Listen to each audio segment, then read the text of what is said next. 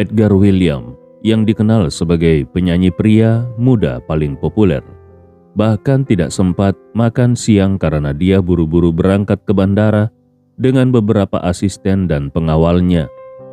Dia harus segera terbang ke Makassar. Tidak boleh ada penundaan sedikit pun. Namun yang paling menyebalkan adalah saat ini dia sama sekali tidak memiliki orang kepercayaan di Makassar. Beberapa staf yang sebelumnya dia kirim lebih awal untuk mempersiapkan kedatangannya semuanya hilang kontak.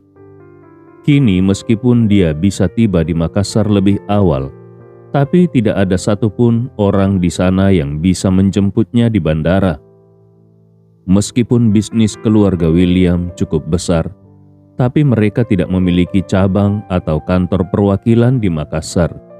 Ini membuat Edgar benar-benar merasa seperti turis yang baru pertama kali mengunjungi kota itu.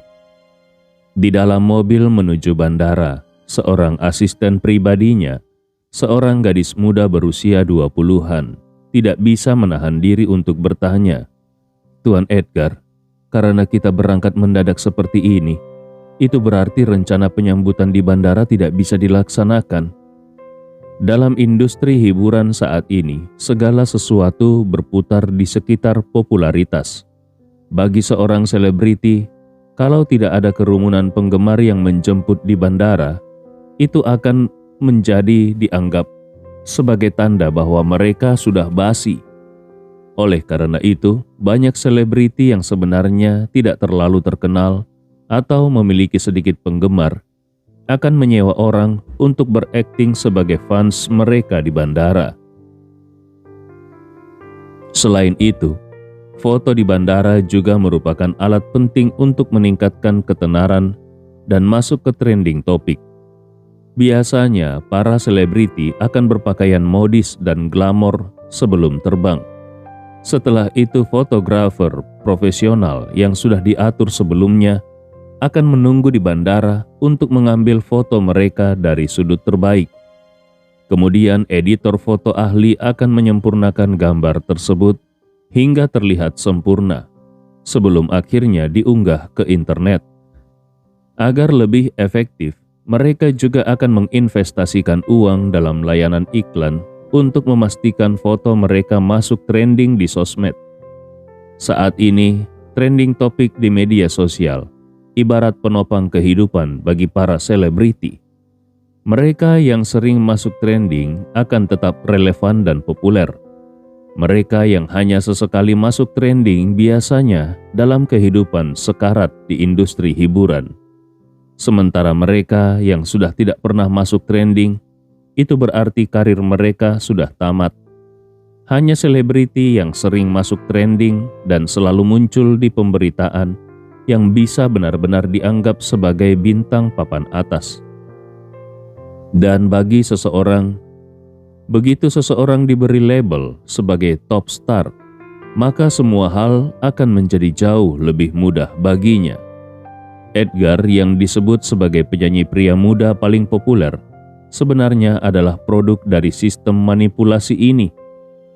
Setiap kali Edgar pergi keluar kota, dia akan menyewa ratusan penggemar palsu untuk menyambutnya di bandara. Dia juga membayar sekelompok penguntit profesional yang akan berpura-pura mengikutinya dengan fanatisme yang berlebihan. Selain itu, dia akan berpura-pura geram di media sosial dan membuat unggahan yang mengecam perilaku penggemarnya yang terlalu ekstrim. Lalu, dia akan menggelontorkan dana untuk mempromosikan unggahan itu, sehingga dengan cepat akan masuk trending topik dengan judul seperti "Edgar William terganggu oleh penguntit fanatik di bandara, akhirnya bersuara di media sosial." Strategi ini tidak hanya menarik perhatian publik, tetapi juga mengubah netizen biasa menjadi penggemarnya. Begitulah cara Edgar mencetak popularitasnya, dengan foto-foto yang sudah diedit, suara yang sudah dipoles, serta citra sebagai anak orang kaya yang berbakat dan pekerja keras. Saat ini, cara ini sudah menjadi standar di industri hiburan. Kalau seorang selebriti tiba di suatu kota tanpa ada penyambutan penggemar atau tanpa foto-foto bandara yang keren, dia akan menjadi bahan tertawaan di industri ini. Jadi begitu Edgar mendengar bahwa penyambutan dan sesi foto bandara tidak bisa dilakukan, dia langsung murka dan berteriak marah. "Apa-apaan ini? Jadi kedatanganku kali ini tidak ada penyambutan? Kalian bercanda?" Asisten wanitanya berusaha menjelaskan, "Tuan Edgar, jadwal awalmu terbang ke Makassar adalah besok pagi. Jadi semua pengaturan sudah disiapkan untuk besok." Sambil berbicara, dia buru-buru membuka buku catatannya dan melanjutkan. "Menurut pengaturan dari Irfan, besok pukul 9 pagi, 500 orang akan datang ke Bandara Makassar untuk berpura-pura menjadi penggemarmu. Ini adalah skenario besar yang sudah kami siapkan agar kau bisa masuk trending." Dengan judul Edgar William tiba di Makassar disambut ribuan penggemar yang memadati bandara. Selain itu, ada 10 tim fotografer candid yang akan berada di berbagai titik di bandara untuk mengambil fotomu secara diam-diam. Begitu mereka mendapatkan gambar terbaik, mereka akan langsung mengirimkannya ke tim editing untuk dipoles. Setelah itu, kami akan memilih foto terbaik dan mengunggahnya ke internet. Lalu membeli trending topik kedua, Airport Fashion Stylist ala Edgar William. Tidak hanya itu, kami juga mengatur sekitar 20 aktor bayaran yang akan berperan sebagai penguntit fanatik. Mereka akan mengendarai mobil dan mengikutimu sepanjang perjalanan dari bandara ke hotel. Nantinya kau harus turun dari mobil, mendekati mereka dan berpura-pura mengecam perilaku mereka. Lalu kami akan membeli trending topik ketiga, Edgar William marah besar kepada penguntit fanatik. Di malam harinya, penguntit ini akan pergi ke hotel tempatmu menginap, lalu mengetuk pintu kamarmu dan bahkan menyamar sebagai staf hotel untuk memaksa masuk dan meminta foto bersama. Saat itu kau tinggal berpura-pura panik dan langsung menelpon polisi. Kami sudah mengatur wartawan untuk merekam semua insiden ini.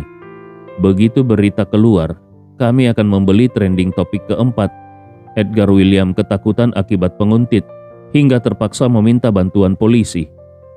Dalam satu hari, 4 trending topik. Ini pasti akan membuatmu menjadi pembicaraan utama dalam 2 hari ke depan.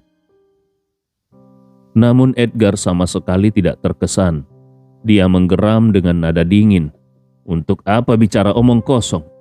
Aku terbang ke Makassar hari ini, bukan besok. Aku mau semua pengaturan itu dipercepat menjadi 2 jam dari sekarang." Asisten wanita itu panik. "Tuan Edgar, masalahnya adalah aku tidak bisa menghubungi Irfan. Selain itu semua properti untuk penyambutan, spanduk, bendera segitiga, dan papan lampu LED baru akan tiba di Makassar malam ini. Kalau kita pergi sekarang, kita tidak akan bisa menggunakannya." Edgar menampar wajah asisten itu dengan tamparan keras lalu berteriak penuh amarah, "Brengsek! Kalau tidak ada properti, cari solusi lain. Aku ini bintang paling populer saat ini. Kalau aku tiba di bandara tanpa penyambutan penggemar, aku akan jadi bahan tertawaan." Kemudian dengan nada tidak bisa dibantah dia memerintahkan, "Cepat hubungi agen yang menyediakan figuran. Katakan padanya bahwa aku akan membayar 2 kali lipat. Dalam waktu 1 jam, aku mau melihat 300 orang di bandara menyambutku. Kalau kita tidak punya properti, cari beberapa gadis muda. Suruh mereka menulis, 'Selamat datang Edgar William' dengan spidol merah di kaos putih." Asisten wanita itu hampir menangis. "Tuan Edgar, agen figuran di sana dihubungi oleh Irfan, aku tidak punya kontaknya." Edgar langsung melayangkan tamparan kedua lalu menghardik dengan marah, "Dasar bodoh! Kau tidak punya kontaknya, itu urusanmu. Aku tidak peduli bagaimana caramu menyelesaikannya. Kalau gagal, aku akan membuatmu membayar harganya." Asisten itu menangis terseduh-seduh, lalu dengan suara gemetar dia mencoba bernegosiasi. "Tuan, bagaimana kalau kau menunggu beberapa jam? Biarkan aku pergi ke Makassar lebih dulu untuk mengatur semuanya sebelum kau berangkat." Edgar membentaknya, "Dasar bodoh! Aku tidak punya waktu untuk menunggu. Irfan sudah hilang. Aku tidak tahu di mana dia sekarang. Kalau aku tidak segera ke Makassar dan menangani ini sendiri, semua persiapan konser akan berantakan. Tinggal 3 hari lagi. Apakah menurutmu aku masih punya waktu untuk menunggu?" Asisten wanita itu menutupi pipinya dengan yang merah akibat tamparan. Air matanya mengalir deras saat dia berkata, "Tuan Edgar, semua ini adalah kesalahan Irfan, bukan aku. Tuan tidak bisa melampiaskan amarah kepada aku. Ini tidak adil."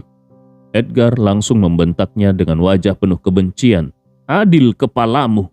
Aku tidak peduli Irfan hidup atau mati. Yang aku mau adalah masalah ini selesai. Kalau kau tidak bisa mengurus penyambutan di bandara, aku akan membuat hidupmu seperti neraka." Melihat ekspresi kejam dan garang di wajah Edgar, akhirnya asisten wanita itu ketakutan. Dia tidak berani mencari alasan lagi dan hanya bisa mengangguk dengan terpaksa. Dia berkata dengan suara gemetar, "Baik Tuan, aku akan mencoba mencari koneksi di sana."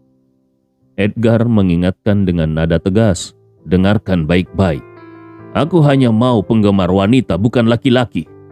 Jangan sampai ada pria besar berteriak menyebut namaku di bandara. Aku tidak mau mempermalukan diri sendiri seperti dulu." Setahun yang lalu, Edgar mulai menyewa aktor bayaran untuk berpura-pura menjadi penggemarnya di setiap kota yang dia kunjungi. Meskipun dia memang memiliki sejumlah penggemar sungguhan, tapi kualitas musiknya yang biasa-biasa saja membuat para penggemarnya tidak pernah mencapai level penggila fanatik. Jadi, untuk menciptakan ilusi popularitas yang luar biasa, dia harus membayar orang untuk berteriak histeris saat dia tiba di bandara. Orang-orang itu akan berdesakan ingin menyentuhnya, menangis terseduh-seduh dan memegang poster-poster besar dengan fotonya. Sayangnya, strategi seperti itu pernah gagal total. Saat itu, pihak yang mengatur penyambutan tidak melakukan pengecekan terlebih dahulu. Agen yang bertanggung jawab atas figuran memilih jalan pintas dengan mengumpulkan sekitar 200 orang dari studio film terdekat.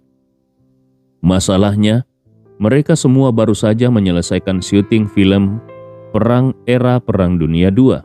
Hasilnya, sebagian besar penggemar yang datang ke bandara adalah pria dewasa bertubuh kekar, berwajah kasar dan mengenakan pakaian kotor berdebu.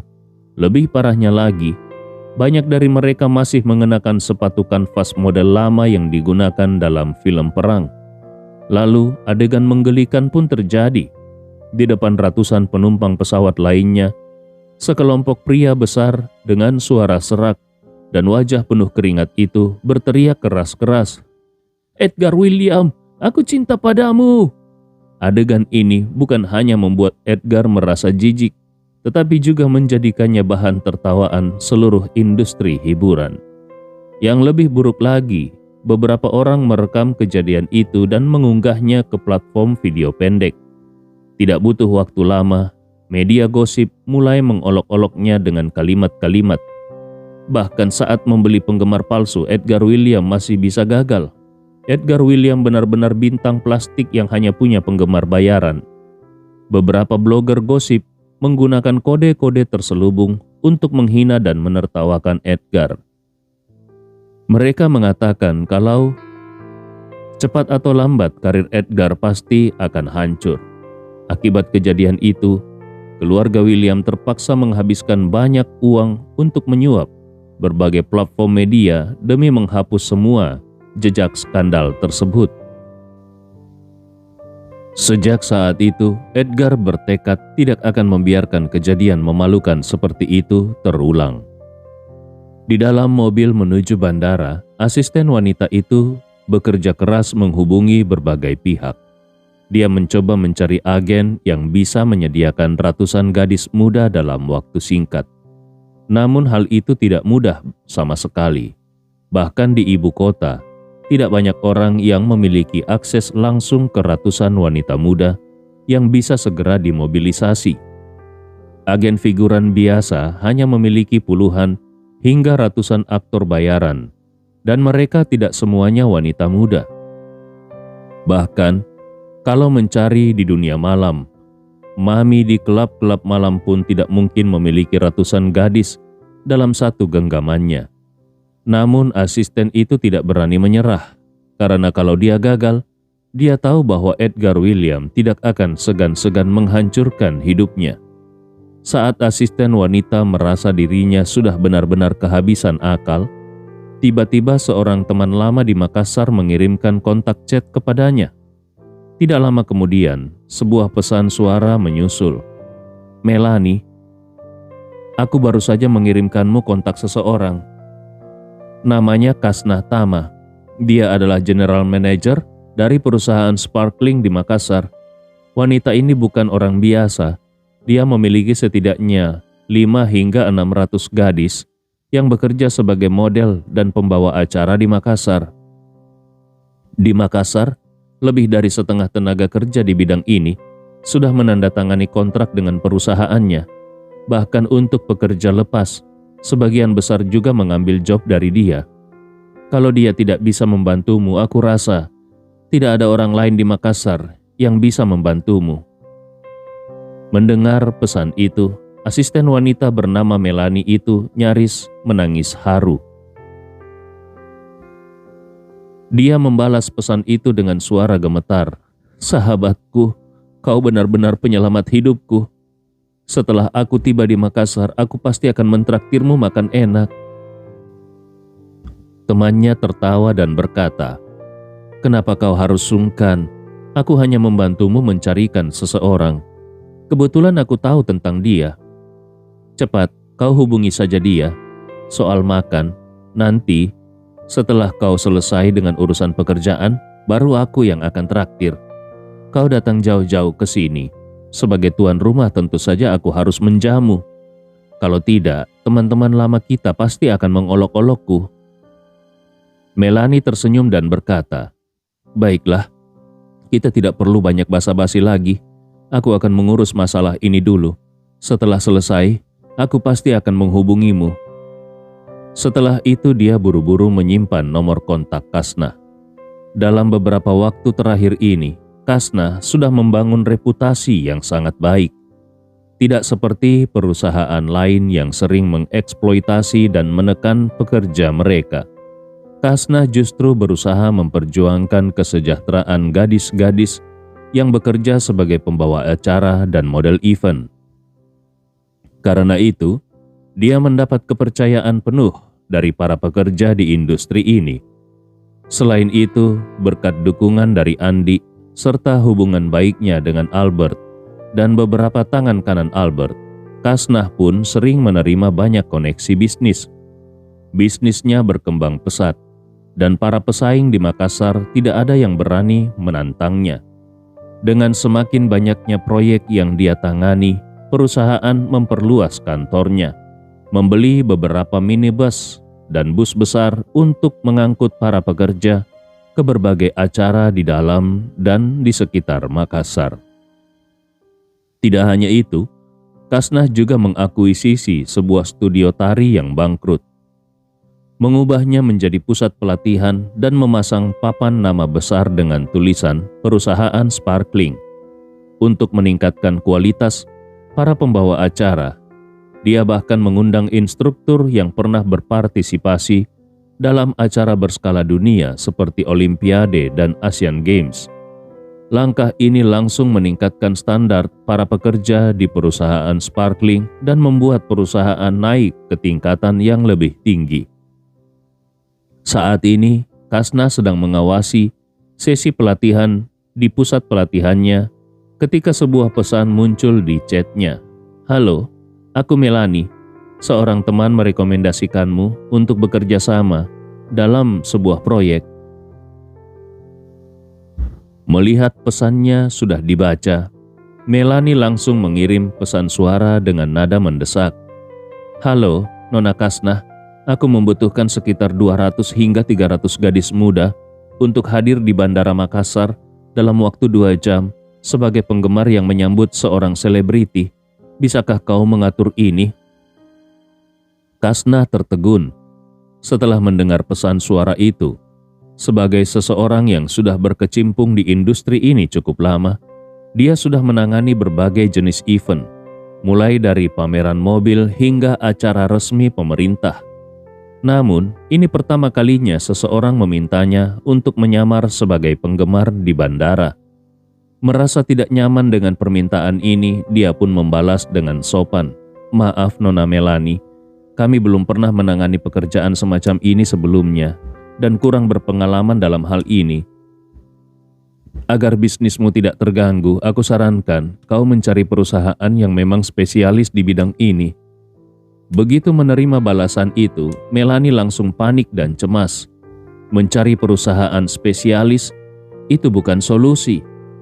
Memang ada perusahaan yang bisa mengkoordinasikan massa untuk acara semacam ini. Tetapi mereka butuh waktu untuk mempersiapkan sumber daya manusia. Waktu adalah masalah utamanya.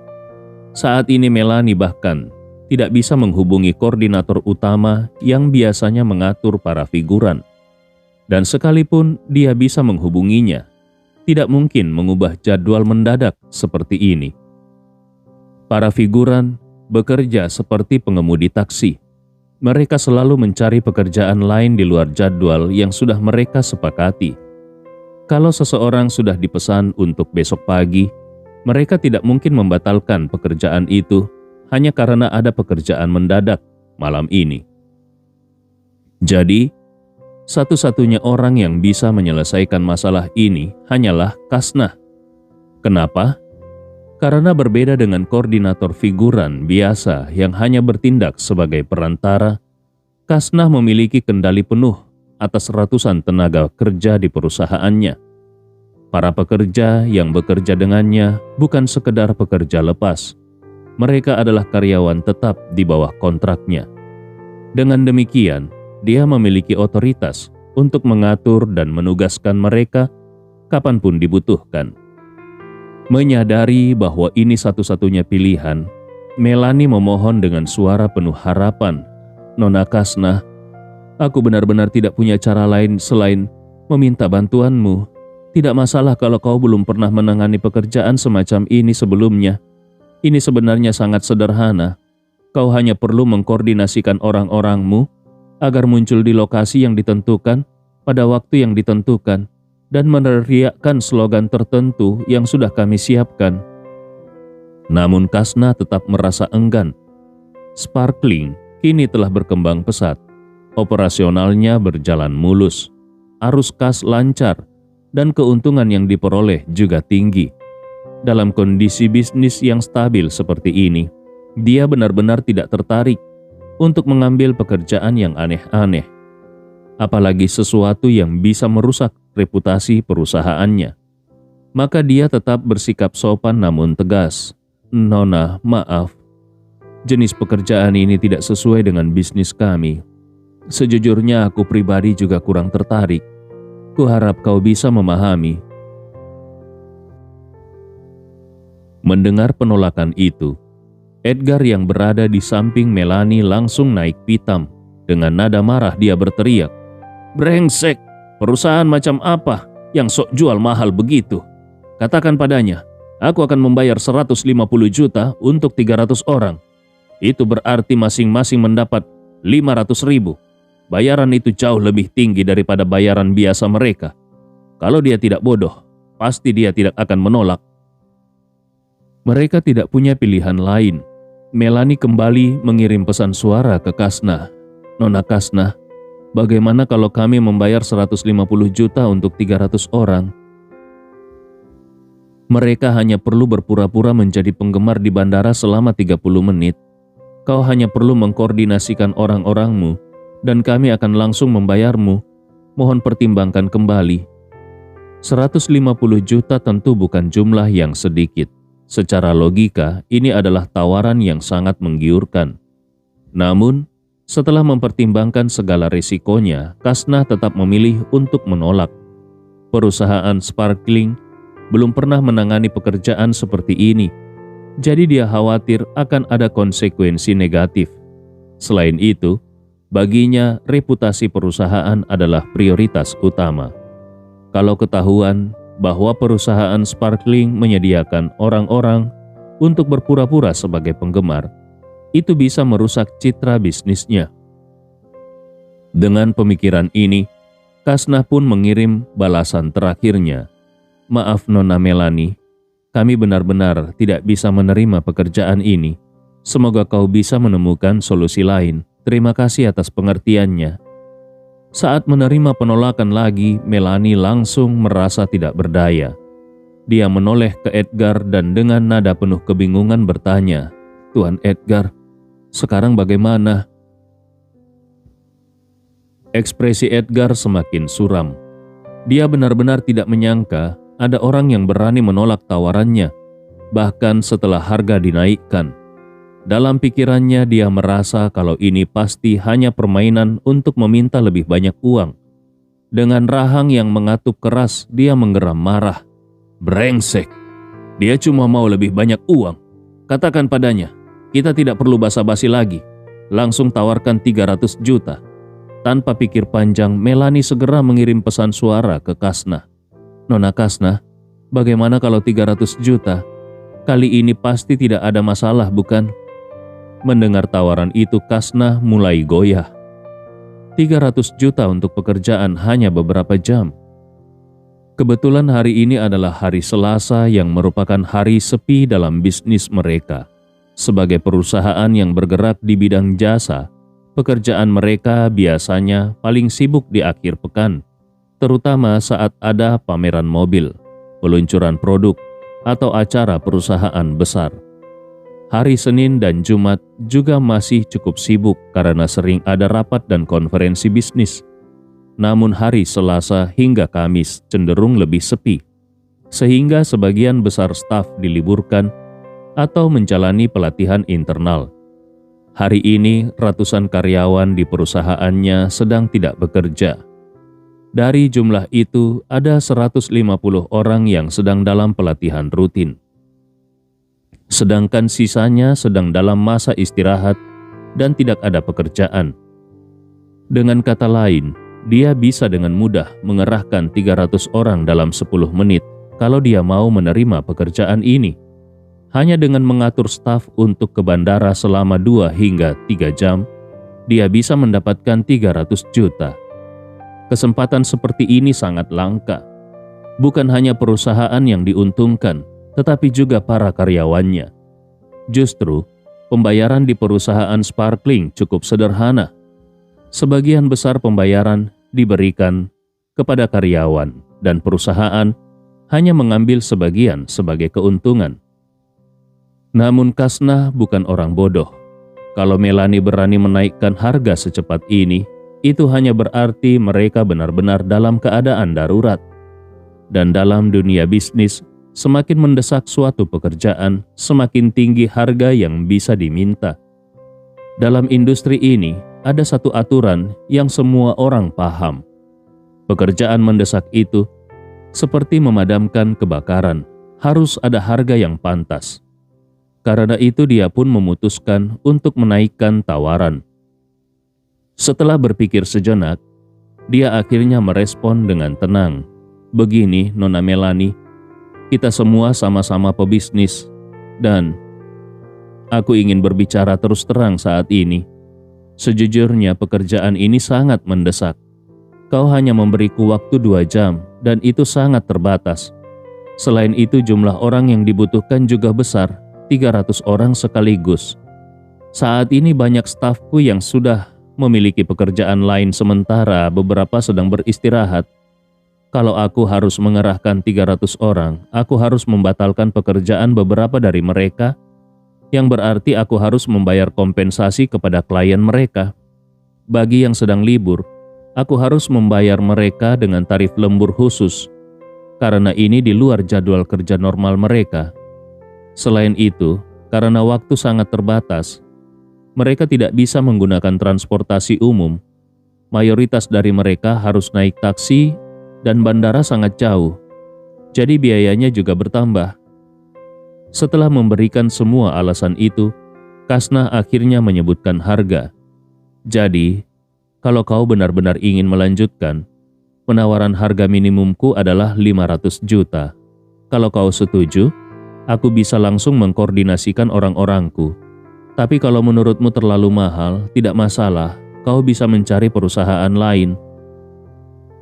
Kasnah menyampaikan kata-kata itu dengan penuh percaya diri. Sekarang bola ada di tangan Melanie dan Edgar. Kalau mereka benar-benar kepepet, mereka tidak akan punya pilihan lain selain menerimanya. Kasnah bukanlah gadis naif, meskipun dia tidak memiliki banyak pengalaman bisnis sebelumnya. Tetapi dalam beberapa tahun terakhir, dia sudah merasakan kerasnya kehidupan dan memahami aturan bertahan hidup di masyarakat, yaitu berusaha mendapatkan keuntungan maksimal untuk diri sendiri. Terlebih lagi, dia tidak hanya bertanggung jawab atas dirinya sendiri, tetapi juga ratusan gadis muda yang bergantung padanya untuk mencari nafkah. Oleh karena itu, dia harus berusaha mendapatkan harga terbaik untuk mereka semua. Di sisi lain, Melanie segera melihat ke arah Edgar setelah mendengar permintaan 500 juta dari Kasnah. Sebagai asisten, dia tidak bisa membuat keputusan sendiri. Semua keputusan ada di tangan Edgar. Namun, mendengar harga itu, ekspresi Edgar menjadi semakin jelek. Dia menggertakkan giginya dan mengumpat, "Kasnah ini benar-benar rakus. Untuk hal sekecil ini dia berani meminta 500 juta. Jelas-jelas ini hanya cara untuk memeras uang dariku. Apa dia pikir aku ini orang bodoh?" Melanie melihat bosnya mulai emosi lagi, lalu berkata dengan hati-hati, "Kalau begitu, apakah ku tolak saja?" Namun Edgar langsung menatapnya tajam dan memaki, "Kau ini punya otak atau tidak? Kalau kita tolak, siapa yang akan menyambutku di bandara? Bagaimana dengan berita yang sudah direncanakan hari ini? Bagaimana kita bisa membeli trending topik kalau tidak ada rekaman yang layak?" Setelah mengumpat, dia akhirnya mengambil keputusan. "Baiklah, aku setuju. Tapi kita bayar setengah dulu, sisanya setelah acara selesai." Dalam pikirannya, ini adalah trik sederhana. Kesepakatan ini terlalu mendadak. Tidak ada waktu untuk menandatangani kontrak resmi. Semua hanya berdasarkan kesepakatan lisan. Kalau dia hanya membayar 250 juta di awal, maka sisa 250 juta tidak akan pernah dibayarkan setelah acara selesai. Meskipun dia berasal dari keluarga kaya dan terkenal sebagai artis papan atas, sebenarnya Edgar sedang mengalami tekanan finansial yang cukup besar. Biaya untuk menjaga citra sebagai bintang top sangat mahal, sementara uang yang dihasilkan dari konser, acara, dan iklan hampir semuanya habis untuk pemasaran dan promosi. Kalau dia tidak bisa menaklukkan Mary, maka mungkin dia akan keluar dari industri hiburan karena bisnis ini hanya membuatnya rugi terus-menerus. Karena itu, dia sangat berhati-hati dalam mengelola pengeluarannya. Bahkan, untuk hal seperti ini, dia tetap mencoba menghemat uang sebanyak mungkin. Melanie juga sangat memahami niat bosnya ini. Sebenarnya dia tidak ingin melakukan sesuatu yang tidak etis seperti ini. Tetapi karena perintah sudah datang dari atasan langsungnya, dia tidak berani membantah. Melanie pun segera menghubungi Kasnah. "Nona Kasnah, bosku sudah setuju dengan harga 500 juta, namun pembayaran akan dilakukan dalam 2 tahap, 250 juta di muka dan sisanya setelah acara selesai." Namun Kasnah hanya tersenyum sinis. Dia sudah beberapa kali ditipu sebelumnya, jadi dia sudah banyak belajar dari pengalaman pahitnya. Dan dia langsung tahu niat mereka. Tanpa ragu sedikit pun dia menjawab dengan tegas, "Nona Melanie, kalau perusahaanmu benar-benar ingin bekerja sama, maka tolong bayar penuh di muka. Baru aku mulai mengatur timku. Kalau tidak, kita batalkan saja. Aku tidak menerima tawaran pembayaran setengah dulu. Harap maklum." Kasnah tidak meninggalkan celah sedikit pun untuk negosiasi lebih lanjut, dan hal itu membuat Edgar naik darah. Ketika mendengar ini, wajah Edgar langsung menjadi gelap. Perempuan ini benar-benar licik. Dia langsung memotong semua peluang tawar-menawar. Melanie sendiri sudah tidak tahu harus berbuat apa. Dia pun bertanya dengan hati-hati, "Tuan Edgar, sekarang bagaimana?" Edgar mengumpat kasar lalu akhirnya menyerah. "Apalagi yang bisa kita lakukan? Setujui saja. Suruh dia segera mengatur orangnya untuk datang. Kalau nanti aku turun dari pesawat dan tidak melihat ada 300 orang fans, aku akan menghancurkannya." Melanie pun menghela napas lega. Meskipun masalah ini bukan kesalahannya, tapi kalau tidak bisa diselesaikan, Edgar pasti akan menyalahkannya juga. Maka dia segera meminta nomor rekening Kasnah dan menghubungi bagian keuangan untuk melakukan transfer. Setelah itu dia berkata kepada Edgar, "Tuan, aku sudah meminta nomor rekeningnya. Aku akan segera menghubungi bagian keuangan untuk melakukan transfer. Lalu kau bisa langsung menyetujui dari ponselmu." Edgar menjawab dengan gigi terkatup. "Baiklah." Dia masih merasa marah, namun meski dengan berat hati akhirnya uang itu tetap dikirim. Saat Edgar sudah naik ke pesawat pribadinya dan sedang menunggu lepas landas, bagian keuangan sudah menyelesaikan proses transfer. Edgar lalu menyetujui transaksi melalui ponselnya. Di waktu yang sama, Kasnah menerima notifikasi pembayaran. Dia memastikan bahwa uang 500 juta sudah ditransfer dari agensi artis milik Edgar William. Hatinya dipenuhi kegembiraan. Baginya kesepakatan ini adalah peluang besar untuk memperbaiki kehidupan para karyawan. Maka dia pun segera mengirim pesan suara ke grup chat perusahaan yang memiliki lebih dari 1.000 anggota dan menandai seluruh anggota. "Saudara-saudariku, aku baru saja mendapatkan proyek besar." Chat grup langsung ramai karena banyak yang bertanya proyek seperti apa yang didapatkan oleh Kasnah. Kasnah menjelaskan, ini adalah pekerjaan mendadak di bandara. Klien membutuhkan 300 perempuan untuk berpura-pura menjadi penggemar. Kalian harus tiba di Bandara Makassar dalam waktu 2 jam dan proses penyambutan hanya berlangsung setengah jam. Klien kita kali ini sangat kaya. Setiap orang akan dibayar 1 juta. Dari total 500 juta yang diterima, Kasnah menyisihkan 200 juta sebagai keuntungan perusahaan dan sisanya sebesar 300 juta dibagikan sepenuhnya kepada para pekerja. Dengan total 300 orang, maka setiap orang akan mendapatkan 1 juta. Begitu pengumuman ini dibuat, grup langsung meledak dengan ratusan pesan. Siapa yang menyangka hanya dengan berdiri di bandara selama 30 menit bisa mendapatkan 1 juta. Biasanya pekerjaan singkat seperti ini paling tinggi hanya dibayar 200.000. Jadi kali ini 5 kali lipat lebih tinggi. Hampir semua orang di dalam grup berebut untuk mendaftar. Namun jumlah peserta terbatas, sementara anggota grup terdiri dari lebih dari 1.000 orang, termasuk pekerja penuh waktu dan paruh waktu. Karena terlalu banyak yang ingin ikut, pemilihan peserta pun menjadi masalah baru. Setelah berpikir matang, Kasnah mengumumkan aturan seleksi bahwa prioritas utama diberikan kepada karyawan penuh waktu yang tingkat kehadirannya bagus selama 1 bulan sebelumnya. Kasnah bergerak dengan sangat gesit. Setelah melakukan konfirmasi dan seleksi lebih lanjut terhadap daftar staf, dalam waktu 10 menit, dia berhasil menentukan 300 karyawan yang akan terlibat.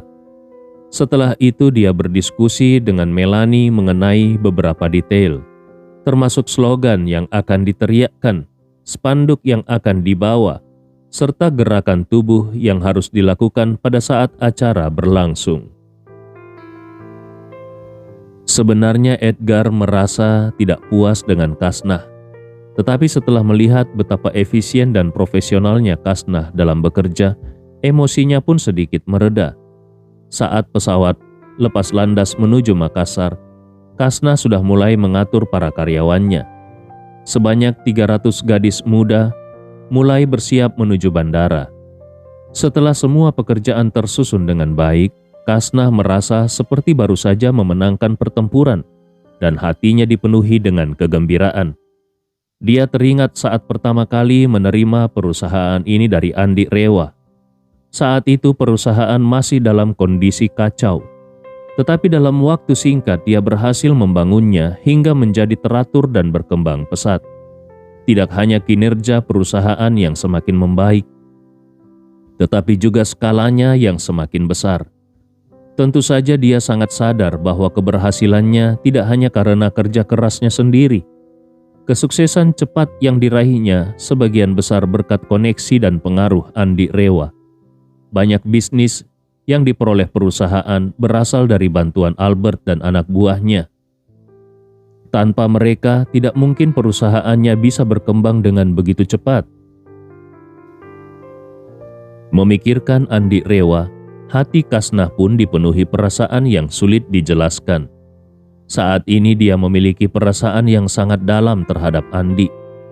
Meskipun dia tahu bahwa jarak di antara mereka sangat besar, namun perasaan itu sulit untuk dihilangkan. Sekalipun dia menyadari bahwa mereka tidak mungkin bisa bersama, namun bayangan Andi Rewa tetap menghantui pikirannya. Setelah berpikir lama dan ragu-ragu berulang kali, akhirnya dia memberanikan diri untuk menelpon Andi. Sementara itu, Andi yang tiba-tiba menerima telepon dari Kasnah merasa sedikit terkejut. Beberapa hari terakhir ini dia hampir melupakan keberadaan Kasnah. Namun meskipun terkejut dengan telepon ini, Andi Rewa tetap mengangkatnya dan bertanya dengan nada datar, "Kasnah, ada apa kau menelponku?" Kasnah merasa gugup, tetapi juga tidak bisa menyembunyikan kegembiraannya. Dengan suara bersemangat dia berkata, "Kakak ipar, apakah kau sedang sibuk sekarang?" Andi Rewa dengan santai berkata, "Tidak terlalu sibuk, hanya bertemu seorang teman di luar. Kenapa?" Kasnah dengan cepat berkata, "Sebenarnya aku tidak ada urusan penting, hanya ingin melaporkan perkembangan terbaru perusahaan Sparkling kepadamu." Andi Rewa tersenyum dan bertanya, "Bagaimana perkembangan perusahaan itu sekarang?" Kasnah segera menjawab, "Perusahaan berjalan dengan sangat baik akhir-akhir ini. Berkat bantuan Albert dan orang-orangnya, kami mendapatkan banyak bisnis. Pendapatan perusahaan meningkat pesat dan jumlah karyawan juga semakin bertambah." Andi Rewa tersenyum, "Baguslah. Aku harap kau terus bekerja keras dan membawa perusahaan ini ke level yang lebih tinggi." Kasnah berjanji, "Jangan khawatir kakak ipar, aku akan melakukan yang terbaik untuk membuat Sparkling menjadi perusahaan jasa terbesar di kota, bahkan di seluruh provinsi. Aku tidak akan mengecewakan harapan kakak ipar." Andi Rewa mengangguk dan mengingatkannya, "Kau harus selalu mengingat bagaimana dulu kau diperlakukan oleh bos-bos yang tidak bertanggung jawab.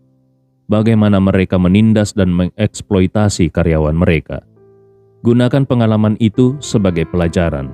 Jangan pernah menjadi seperti mereka. Jangan pernah menindas karyawanmu yang bekerja keras untukmu. Mengerti?"